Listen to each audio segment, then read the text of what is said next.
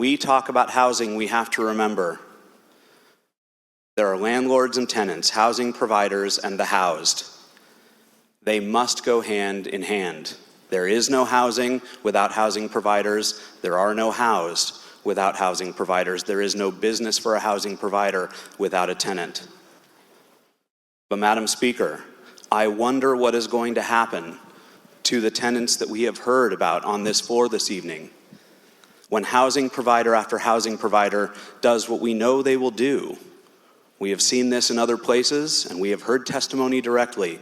When policies like this go into place, they will divest themselves of their portfolio and turn housing stock into home-purchased housing. When that housing supply, that rental housing supply diminishes, I wonder what is going to happen to those renters who depend on housing supply.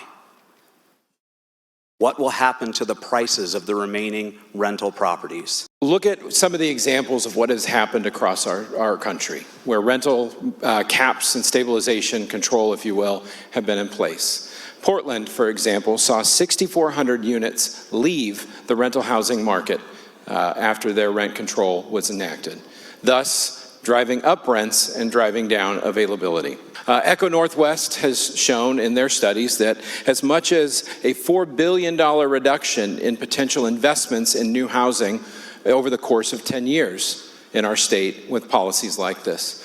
What does that mean for our renters? Less access, less units, more expensive rents. What does that mean for our state?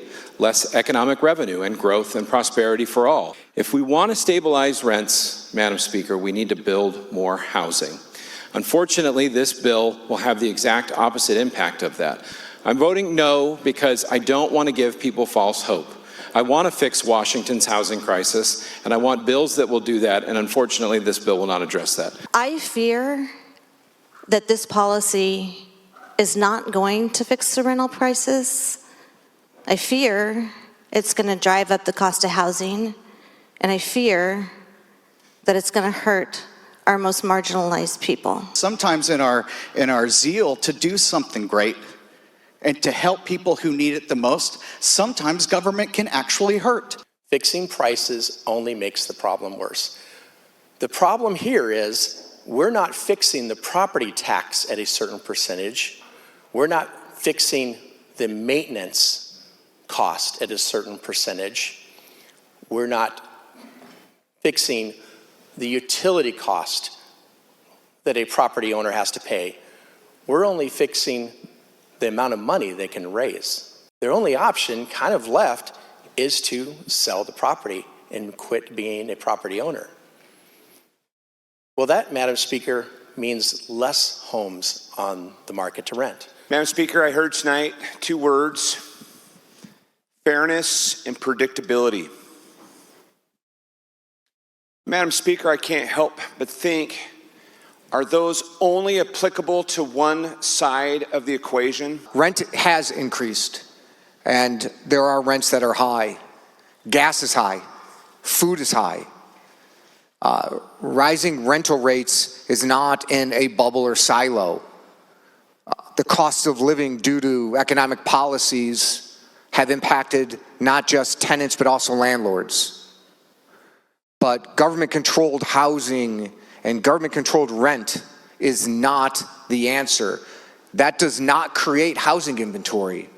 Actually, it does the opposite. Control on the price of rent does not fix the housing crisis.